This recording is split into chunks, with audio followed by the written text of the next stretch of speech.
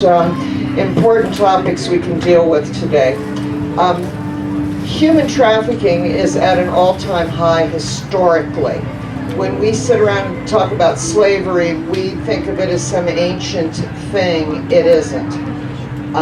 It's commonplace, and it's under our noses all the time. And there are people who are trying to work with that and deal with it and save people from this tragedy. One of those groups is the Ethiopian Tewahedo Social Services Agency, and they are going to talk to us today about how to recognize signs of human trafficking and what we can do about it, because it is becoming epidemic. So let me introduce to you the Ethiopian Tewahedo. I'm going to keep saying it until it rolls off my tongue. Tewahedo are going to come up here and talk. So thank you, and give them a warm welcome.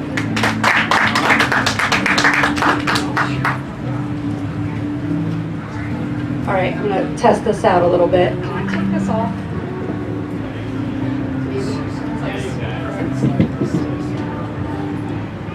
Was stuck in there, I think, with the heat. My name is Amy Harkar. I am with ETSS. It's the easier way to say it and remember it. The organization started off a little over 10 years ago with our executive director. His name is Seleshi Asfa, and he came here from Ethiopia, and he saw some of the issues that the immigrants and refugees were facing when they came into the new country. So he started working with the Ethiopian population to help them assimilate here, but then what he realized was that different immigrant and refugee populations were having very similar issues. So our organization went from serving primarily the Ethiopian community to really serving immigrants and refugees from about 47 different countries right now. We have primarily our clients are of African descent, but we do have great connections with the Nepali Bhutanese community as well, and other Asian communities that have come here. So I'm going to talk to you primarily about human trafficking. I am the family care manager at ETSS, so I deal primarily with domestic violence clients, sexual assault, and now we're expanding to human trafficking as well, as we're seeing the increased need for education and prevention in this. So we got funding through the Ohio Children's Trust Fund to do an educational program for our after-school programs. We have a total of 6 after-school programs around Columbus that serve different immigrant and refugee populations. So we really wanted to bring awareness to the kids as well as the parents and the new American communities, so they knew what to look for, because I think a lot of people don't realize that human trafficking is still an issue in the United States. So I'm going to kind of move around a little bit. And then we got a grant from ComFest as well, so I want to thank them for having us out here, letting me speak, and for the award money to help us with our human trafficking mission. So what I want people to know as we're doing this is I want to define, let me move this out of the way so you can see better, what human trafficking is, know what to look for, what questions to ask, where the hot spots are that human trafficking happens, and most importantly, what do you do if you think there's a case of human trafficking? There's been a lot of education on the warning signs, but a lot of people don't know what to do, even if they do suspect it. So we want to make sure that you have that information.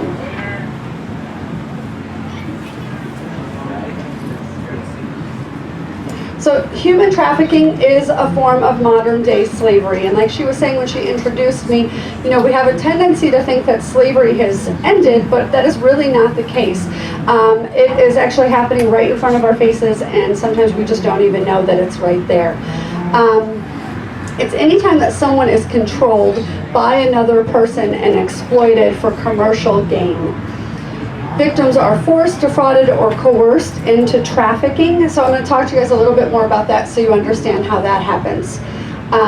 Sometimes the victims typically consent to get involved in this activity, although they don't really know what they've sort of signed up for. So they may agree to come here to this country to work, but they didn't come here to work for, $4 a week and be forced to live in a basement underneath their employer's house. So, and the average age for commercial sex trafficking is around 12 to 13 years old in Ohio. So, I mean, it's really remarkable to think of girls this young getting forced into the commercial sex industry. And if you guys have questions, just feel free to raise your hand or shout them out anytime. There's been a lot of talk, we hear a lot about immigration and everything in the news, and people sometimes confuse trafficking and smuggling. Smuggling is typically when you pay somebody to get you across the border. People think of this typically with Mexican immigrants coming in, paying someone to put you in a truck and getting you across the border into the United States. Trafficking, it's different. You haven't paid money for somebody to do this typically, trafficking has an element of force, fraud, or coercion. Unless the person is under the age of 18 years old and it's for commercial sex. So again, in the media, we've heard a lot of things about, Jared from Subway, right? Did you guys all hear this? All over the news and media and things like that, and a lot of the newspapers were really getting it wrong. They're saying he was having sex with underage prostitutes. That's not the case. He was having sex with children that had been forced into this, because if you're a child, you can't consent to that.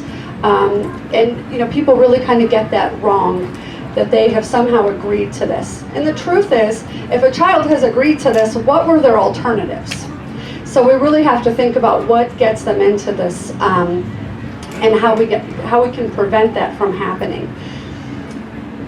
The persons that are trafficked are victims in this. Even if they have somehow complied with it initially to get into it, they really are victimized by this. Let's see here. There's no. Let's see. For the commercial sex industry, like I was saying, if the person is under the age of 18, they are considered a victim. But even we'll find out with the 18 and over people that are in prostitution that they really haven't consented to this either. And I'll talk a little bit more about what gets them into this. So traffickers use coercion, violence. They'll trick people into doing it. First off, they're really good at lying to people, tricking them into things. They make a lot of false promises to kind of earn the person's trust at first. Nobody's going to just go up to somebody and they're going to say, would you like to be involved in the sex industry? And they're going to raise their hand. So they really trick them into doing this with some false promises. There's also violence. If you try to leave this job, I will hurt you, or more often, I will hurt your family. And that threat alone is very good reason for somebody not to leave. You don't want to take a chance that if you've come here as an immigrant or a refugee and your family's back home and they're relying on you to send money, do you want to take any chance that they could be injured back home? Same thing with young women who are in prostitution, whether they're American or foreign-born. If somebody threatens you and they know where your child is, and this is very often the tactic used, are you going to take the chance that if you leave the industry, your child could be hurt? Blackmail, and I'll talk more about this, but I think one of the most common ways that we're seeing blackmail, at least with the youth, is everybody has a smartphone, right? And they can all take pictures, and kids often get tricked into maybe taking a picture that's inappropriate. Because kids don't realize all the risks that are involved with this. But once they've got you, they got you. You took one picture that might have been a little inappropriate, but if you don't comply with what I do, I'm going to put this on social media so everybody can see it. I'm going to send it to your parents so they can see it. So right away you have that fear tactic, and they don't know how to get out once they've done something. And just the deception, the manipulation, and then debt bondage too, and I'll talk to you guys more about that so you can understand what that is, but having a large debt over your head that you're never going to be able to pay off and get out of.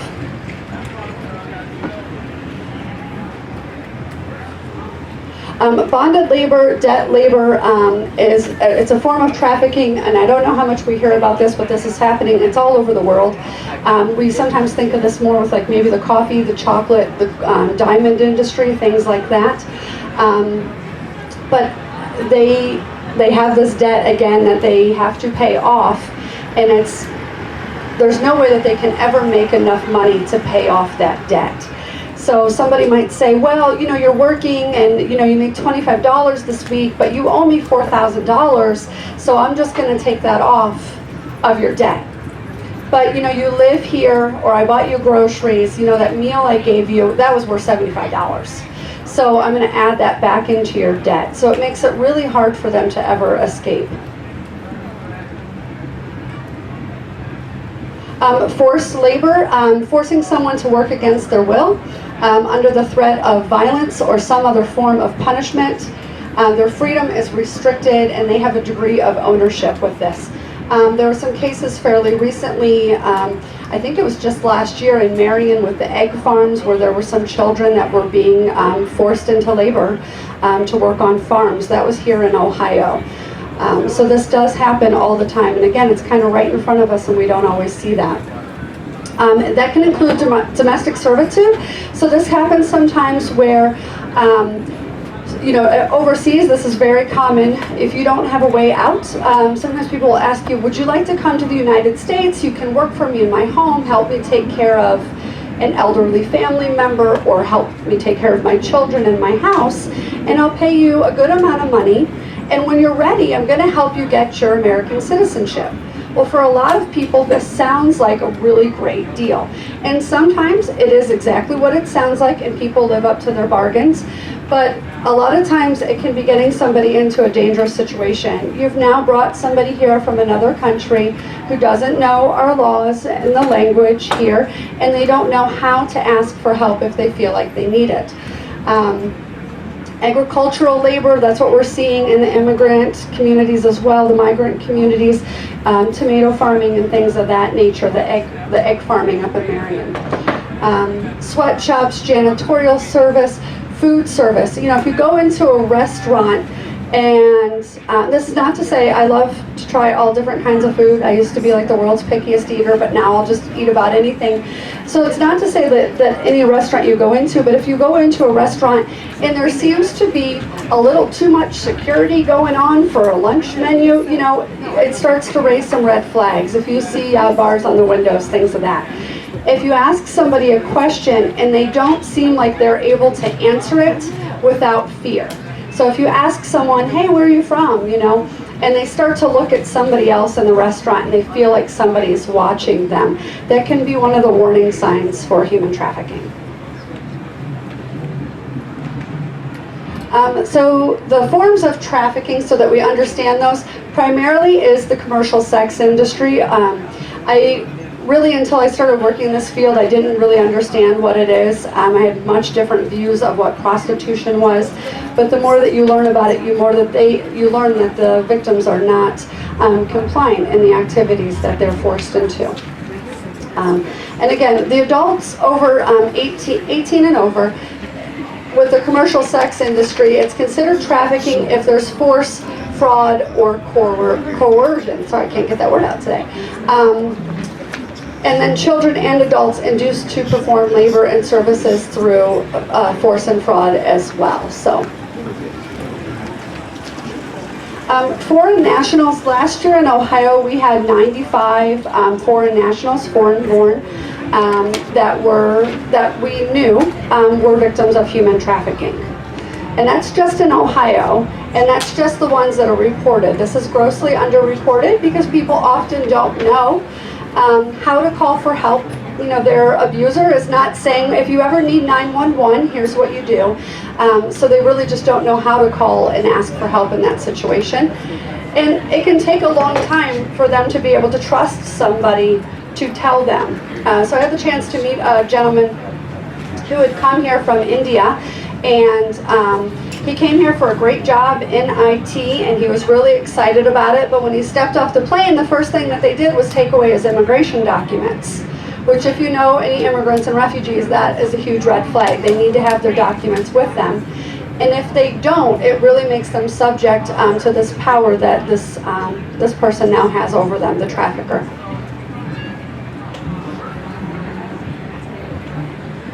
Trauma is a big trigger. If you have already experienced a trauma in your life, it is more likely that you will be victimized in the human trafficking industry. Now, this does not mean everybody that has had a trauma is going to fall into this, but we do find, like, when we get the numbers and we see the youth that are involved in this, that get into the human trafficking, they have had previous traumas in their life. Now, working with immigrants and refugees, sometimes we have people that have come here, they've lived in a refugee camp the vast majority of their lives, and that in itself, you know, they experienced a trauma in their country to be forced into a refugee camp. It can make them more susceptible. Primarily for young girls, when we're talking about those 12 to 14-year-olds that get trafficked, if they have had previous sexual assaults in their life, it becomes more normalized for them to then get into this industry, because somebody they've trusted more than likely has already broken that trust, and typically it can cycle through numerous times. There's been a big push. There's a couple of campaigns now that one of them is called Start by Believing, which I really like.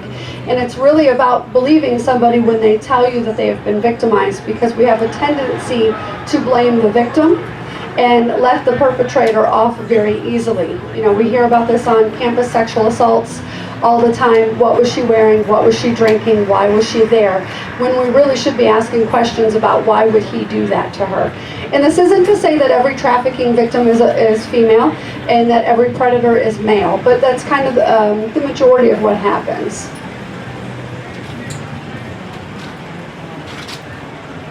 And as far with the trauma as well, I want to mention that we have, you know, youth in this country that are aging out of foster care.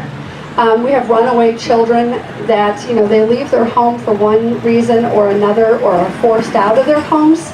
You know, when they're on the streets, their options are much more limited. So it's much more likely for them to become victimized because they have no other means.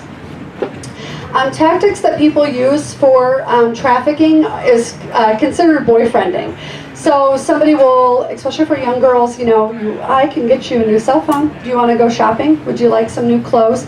So they start spoiling her. And especially if you've had a person who has come from a traumatic situation, maybe they haven't had the love and the guidance that they need in their home, that sounds really tempting. I mean, it sounds really tempting for anybody. You know, if you want to buy me a new cell phone and clothes, it's hard to kind of turn that away. So it's really easy to start kind of trying to win them over by spoiling them and doing a lot of things for them. But then, like I talked about a little bit ago, you know, maybe that at some point that person is going to go, well, you know, send me a picture of yourself. It's cool, you know, I'm not going to show it to anybody. And maybe, you know, she would send a picture, and then once she's done that, he's really got her. Because if she says no to him, he can use that as a fear tactic to shame her on social media or with her family. Social media is also a good tool for traffickers, unfortunately. When I was working with our after-school programs, I was talking to the kids and they were telling me about all the different social media that they use. Some of them I had never heard of, and I'm pretty hip and cool, so I was kind of surprised by this. But, you know, I asked them when they talked about their Facebook accounts, and Miss Brittany, who's here with me, she works with our after-school programs, and she brought up the point, you know, when they're on Facebook, when they're on social media, they're not 10-year-old, 12-year-old kids in middle school, they're 19-year-old college students. That's what they put in as their, you know, their Facebook profiles. So they age themselves quite a bit to look cooler, to get more likes. And what I tried to explain to the kids, and what really surprised them, was that that can happen. Sorry, I kept this bug keep flying in my face. That can happen on the flip side too. You know, you could be a 60-year-old man who pretends to be a 14-year-old boy and earn your trust on social media. So we really want to talk to the kids so they know what dangers there are. Because I remember being a teenager, young and naive, and I never really thought about these things. And if my parents would have tried to talk to me about this, I think I would have been quite surprised. But we're really trying to encourage parents to have this conversation with their kids and not just have it once and think that it's done. You have to continue to have this dialogue with the children so that they know the risks and they know to come to you. We also see drugging at social events. I mean, this is, whether it's sexual assault on campus or high school parties, this can happen as well. Does anyone know, we hear a lot about date rape drugs and things like that in the news, but the most common drug to use is actually alcohol. So it's, if you haven't drank much and you don't know what to look for and what to expect, it's just much easier to overdo it and not know what your limits are. So what we try to tell people is be careful of situations that are too good to be true. Sometimes things work out really well and things work out so well for us and it's great, but at the same time, if somebody's making you a bunch of promises and it's just not sounding quite right and you think it's too good to be true, start asking a lot of questions. For our foreign-born victims, when somebody's promising you this great job overseas, why are they doing that and what are the restrictions on that? But a lot of people don't even know what questions to ask. They do target your vulnerabilities, kind of like I was talking about trauma. If you've experienced a trauma, a tactic that's really popular to use with traffickers is to walk up to a young girl, and I'm thinking primarily teens, because let's think about our teen years and how great we felt about the way we looked, not usually so awesome. And you walk up to a young girl and you're like, wow, you're really beautiful. You have gorgeous eyes. And what a trafficker will tell you is if she says, oh, you think so? He says, I know I got her, she's hooked. But if she says, well, thank you, or just walks away, then he's not going to bother with her. It's kind of like we talk to kids about bullying in school. They don't want somebody who's a difficult target, right? They want somebody who's easy to pick on.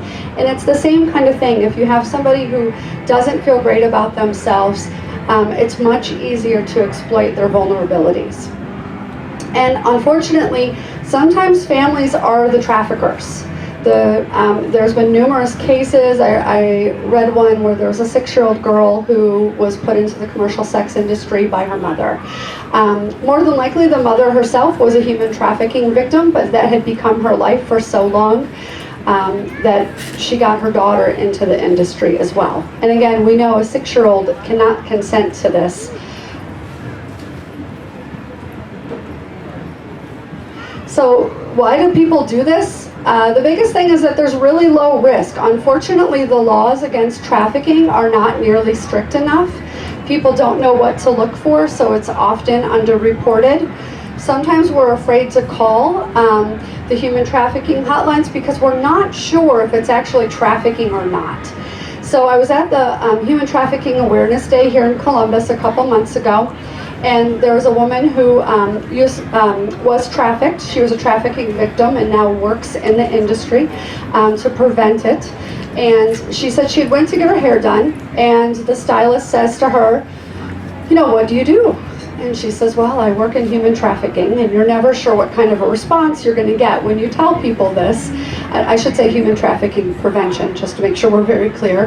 And the stylist says, oh, I think I had somebody just the other day that was here in my chair, and I think she was a trafficking victim because she had been taught in beauty school what to look for, but then she hadn't been told what to do if she actually suspected it.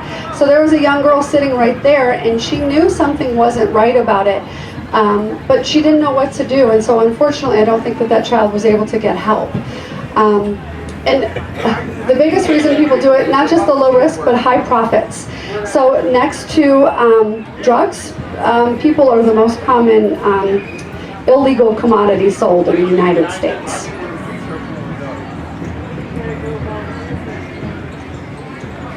And why trafficking exists, it's simple supply and demand, unfortunately. Again, we have a tendency to go after the victim and say, well, if she wouldn't have been there, if she wouldn't have been on the streets, then he wouldn't have purchased the goods, meaning her body. But what we know is if he wasn't on the streets prowling for somebody, she wouldn't have a job and she wouldn't get, trafficked into this situation. So It really is simple supply and demand. We have a tendency to really let the Johns off very, very easily. But while a woman gets out of the human trafficking industry, when she's able to get out, she typically has a rap sheet, because most of these people, most of the trafficking victims, are addicted to something, and that is typically done by the traffickers on purpose, because how else do you get through your day if that's what your job is? And not to be too graphic, but typically what is required of a prostitute, or what we now know as a trafficking victim, is to service about 10 men a day. And that's every day. So think about, after a week, that's why they need the drugs to be able to get through the day.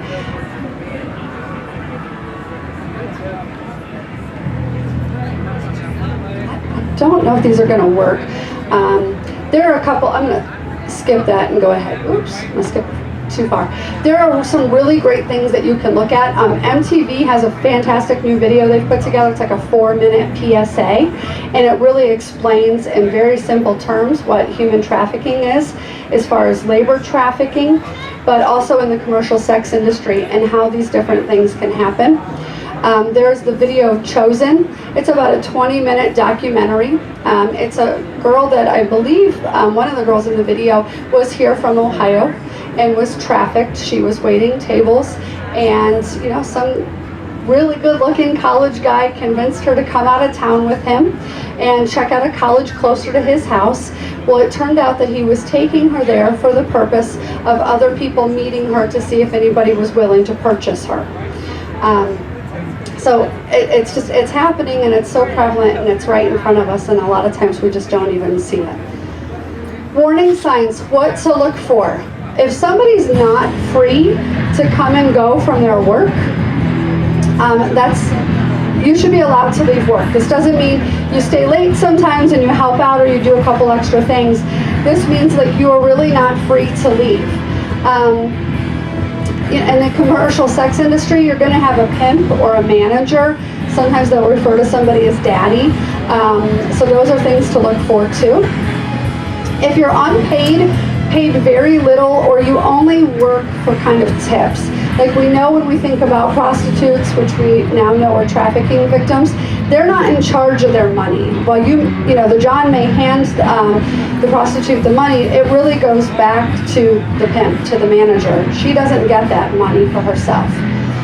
Same thing if somebody comes here and they're in a forced labor trafficking situation. They don't actually get a paycheck, on Fridays that they're going to cash and they're going to go out to the store. The money is going to go towards that debt bondage to pay that off, and they're never actually going to have any money for themselves in their pockets. Working excessively long or unusual hours, not allowed breaks, or have an enormous amount of restrictions on them at work. There are some massage parlors that have been busted, and what they do is like around Labor Day and things like that, the police, somebody will call you and say, would you like to make a donation to your local police department? And sometimes what these traffickers will do is they'll make that donation, and they'll get those little bumper stickers and the posters that you get when you make a donation, and then they put them up in their massage parlor, and what they tell people, especially for the foreign-born victims, is, see, look, the police are on my side. So if you call them, we're friends, and they're going to tell me what you did. Because if you don't know how to, if you come from a country maybe that had a corrupt police system, or you just don't know and you're going to believe what they tell you, you don't really want to take a chance with something like that. Excessive security measures. You're seeing bars on windows, and the people seem to be kind of living there, whether it's a massage parlor, you're getting your nails done. There's lots of different places that this can happen. Nobody should be really working in a place that has bars on the windows and they're not allowed to go home at the end of their work day. And if someone tells you that they were recruited on false promises, and then we know for foreign-born victims, if they don't have their immigration documents, that's a huge warning sign. There's a case, fairly recently, there was a case of 2 girls from Toledo. So Toledo has one of the largest amounts of phone calls. I believe it's 3rd largest amount of phone calls to the human trafficking hotline. Now that either means that people in Ohio and Toledo are extremely well educated and they know what to look for, therefore they call, or that we really do have one of the highest numbers of human trafficking cases. Ohio is a hot spot for human trafficking because of our trucking industry. It's really easy to get across the border in Ohio within about 2 hours. Toledo, you can be across the Michigan border in like 30 minutes. So it's really common to see victims of human trafficking, even at truck stops and things like that. So there was 2 girls recently in Toledo. They were cousins, and they told their mom, their aunt, we were going to walk up to Wendy's, get a Frosty, and after like 30 minutes, they're not back. Mom's getting a little bit annoyed, starts calling them. After an hour, mom's pretty ticked. You need to get home. You said you're going to be gone for 20 minutes. After a couple hours, mom is really freaking out. Where are the girls? She cannot find them. She calls her brother, the father of the other girl, and they start to look for them. 4 days later, there was a phone call. Somebody had stopped at a truck stop, and they called the police and said there's a couple young girls up here doing business, which meant that they were prostitutes, but these were children, so they can't consent to this. So within a matter of 4 days, they had been sold into the trafficking industry, just walking up to Wendy's to get a Frosty, doing something completely harmless. And 4 days later, one of the girls was found in the truck. The cousin was not with her, so the father had to find out where the trafficker lived. And he went to the trafficker's home, stood outside, called the police, and waited and waited and waited for the police to arrive. Eventually, he said, forget this, the police haven't shown up. He got a crowbar or something out of his car and went into the house. And his daughter was, in fact, in this home. And the police didn't show up until neighbors started to call because an altercation had landed on the front lawn, and it was getting very violent, and somebody was going to be seriously injured if the police did not get there. But sure enough, they were able to get the girl out. But within 4 days, if we think about that number that they're given of 10 men a day, this poor child at 14 years old had been, raped about 40 times. Yes? Was there any response from the police department as far as why they didn't respond to the initial call? They were super busy that day. Which, they're like, we're understaffed, we didn't have enough money, we don't have enough staff people, budget cuts. That was kind of their response on that. It's unfortunate because the father of the young girl, he was alive, but barely, and he needed emergency medical attention. But that was in Toledo, and you can look up, there's videos of that and things on YouTube that you can hear the girls' stories themselves. So other things to look for are going to be poor mental health. If somebody's really jumpy, fearful, anxious, and you can't really figure out why, they're unable to get to medical attention. Sometimes girls that have been trafficked, they will have an excessive number of abortions because it's not like the Johns are using protection. So they may be at a clinic more often, and that may be the only time that they actually see a doctor, unless they're injured while they're working. So there's been a big push to educate the medical professionals so that they know what to look like if a trafficking victim comes into the ER. They know what questions to ask and how to respond. You're going to notice somebody has a lack of control, like we talked about. They don't have their immigrant documents. Maybe they don't have their driver's license if they're American born. They're not in control of their money. And they look to somebody else for answers when you ask them simple questions. If somebody can't tell you, if you kind of wonder if somebody could be a trafficking victim, ask them something really simple. Where do you live? Because what happens is people are sold so quickly that they are in and out of different states. They may not actually even know what city or state they're in. So if somebody can't tell you, well, yeah, I live in, Reynoldsburg, Ohio, that's a question, that's a big red flag if somebody can't tell you where they're living. I had one young woman, I had to convince her to go out of the house and walk down to the corner so she could tell me the intersection that was there, because she honestly had no idea where she lived. And again, these are things where it could start off with something so simple where they just look like they're doing Help around the house, helping out as a caregiver for children or elderly parents.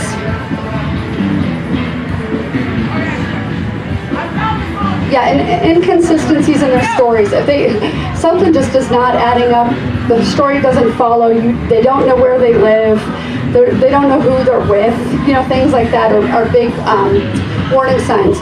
Hot spots, and this is one of the reasons that Ohio is such has an epidemic of trafficking, is the airports, hotels, transportation industry, cabs, trucking companies, truck stops.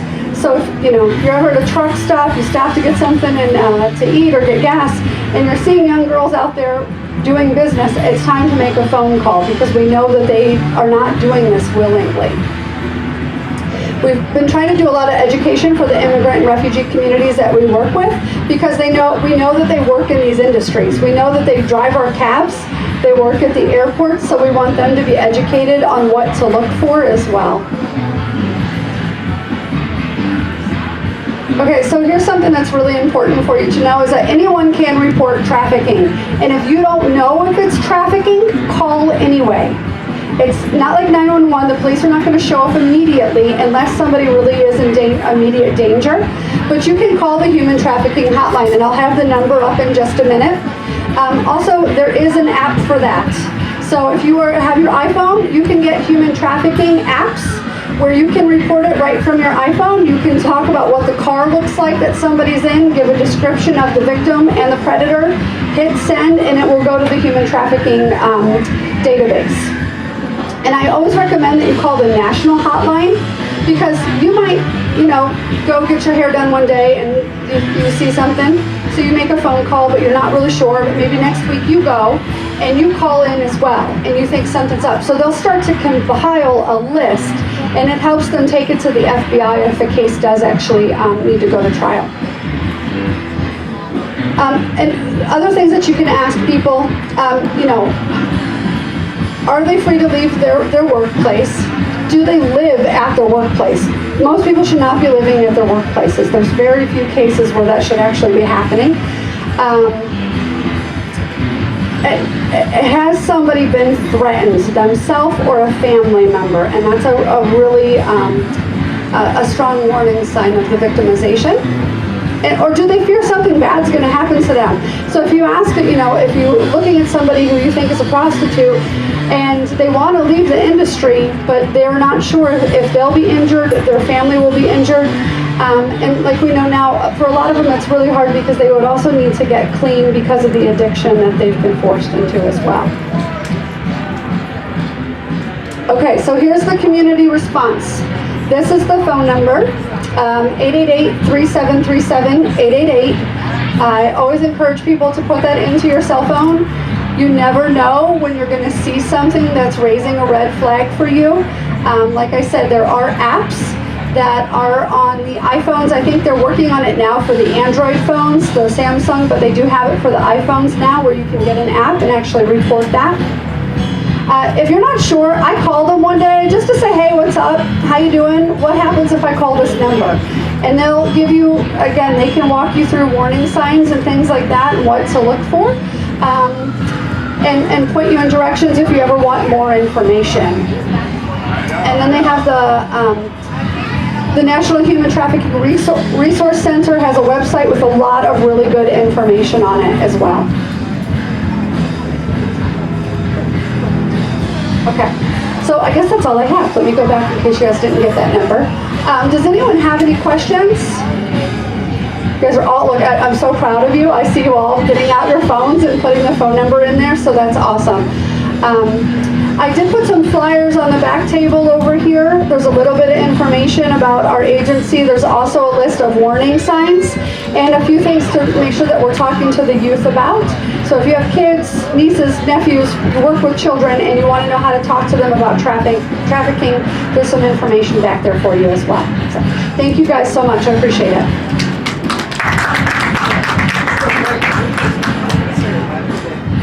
Just before you leave, the Coalition of Monthly Workers, this is somewhat related. They're tomato pickers in Florida. Are going to speak here right now, so you're welcome to stay. just not in the program, and I'd like to make sure you're welcome to stay for that. It is related to human trafficking because of some of the cases